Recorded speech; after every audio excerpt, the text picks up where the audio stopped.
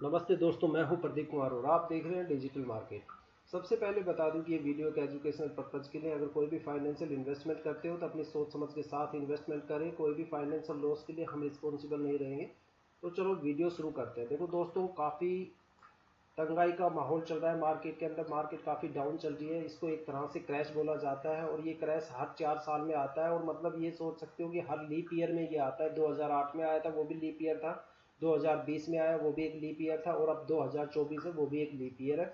और ये हमेशा अगस्त या दिसंबर के महीने में ही डाउन जाता है। ठीक है। अब इसके जब भी कोई भी स्टॉक मार्केट डाउन किया जाता है तो उससे पहले लोगों को 2 या 3 दिन तक बताया नहीं जाता कि भाई स्टॉक मार्केट जो है वो क्रैश होने वाला है। क्योंकि वो बंदे जो इंटरनेशनल मार्केट को फोकस करते हैं उनको पता है कि स्टॉक बिल्कुल क्रैश होने वाला है। लेकिन जो बंदे इंटरनेशनल मार्केट को फॉलो नहीं करते उनको पता नहीं चलता। और उस टाइम क्या होता है कि यूट्यूबर्स कुछ अफवाहें उड़ाते हैं, क्योंकि उनको कुछ मसाला चाहिए होता है कि भाई इस क्रैश को कैसे शो करें। और एक यूट्यूबर अगर कुछ भी बोलता है, बड़ा ब्रांड, तो सारे यूट्यूबर्स वही बोलने लग जाते हैं कि यूएस में जॉब रिसेशन आ गया, या फिर हंसबर्ग ने ये स्टेटमेंट दे दी। ठीक है। लेकिन बात ऐसी नहीं होती। क्या होता है कि 2 या 3 दिन तक लोगों को पता नहीं चलता। जब तक उनको पता चलता है तब तक उनके पोर्टफोलियो बिल्कुल रेड कलर में हो जाते हैं।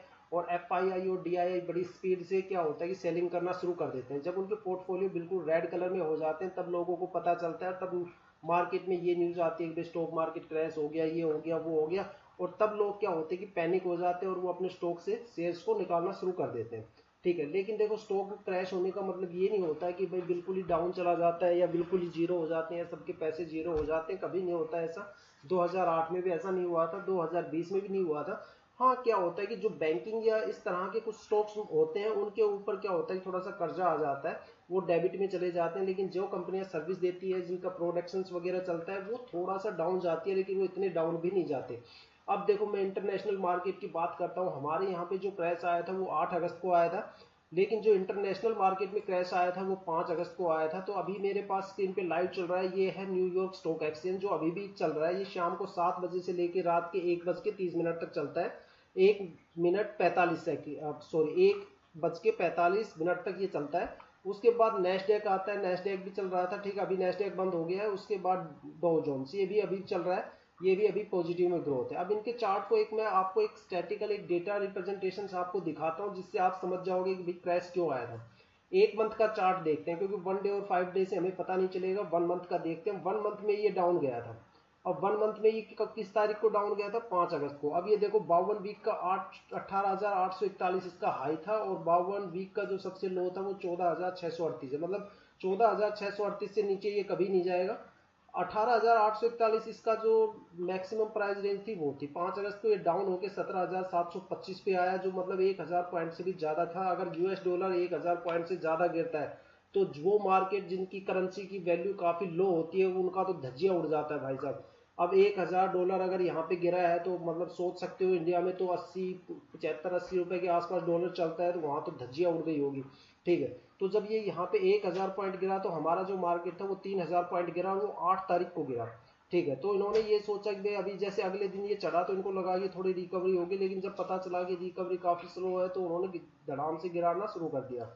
उसके बाद नेस्डेक की बात करते हैं। इसका भी 1 मंथ का जो चार्ट है, ये भी 5 अगस्त को डाउन था। ये भी कम से कम 2,500 पॉइंट गिरा था।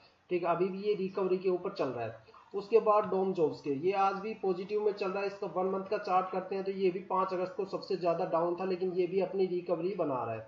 ठीक है। अब बात करते हैं हम सेंसेक्स की। तो सेंसेक्स का भी यही सिस्टम है। अब सेंसेक्स का बात करते हैं तो सेंसेक्स में भी यही है कि देखो, सेंसेक्स में 1 मंथ का बात करें तो 1 मंथ के चार्ट के अंदर जाते हैं तो इसके अंदर जो सबसे डाउन आया था वो 5 अगस्त को ही आया था। लेकिन अभी क्या है कि रिकवरी के आसार है। अब ये लोग ये बोलते हैं कि भाई रिकवरी कैसे हो रही है, मतलब शेयर तो दलादल डाउन जा रहे हैं, लेकिन रिकवरी कैसे हो रही है? तो देखो, रिकवरी छोटे मोटे इन्वेस्टरों से नहीं होती। रिकवरी होती है डीडीआई और एफआईआई के ऊपर। अभी जो डीडीआई ने अब तक जो शेयर सोल्ड किए हैं वो कम से कम किए हैं 2500 करोड़ के आसपास। लेकिन एफआईआई ने जो शेयर खरीदे हैं वो कम से कम 2250 करोड़ के आसपास खरीद लिए। तो मार्केट में अभी भी 350 करोड़ शेयर ऐसे हैं जो खरीदने बाकी हैं।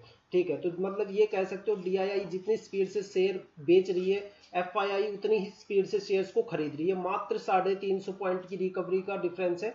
लेकिन अगर स्टॉक मार्केट की बात करें तो यहाँ पे देखो, New York stock exchange 48 point down है, ये 1-2 दिन में अपने आप को रिकवर कर लेगा। डो जोन्स भी है, ये 279 नेगेटिव चल रहा है, ये भी 1-2 दिन में अपने आप को रिकवर कर लेगा। ठीक है, तो ये वीडियो काफ़ी लंबी हो गई, इसी के साथ मैं वीडियो समाप्त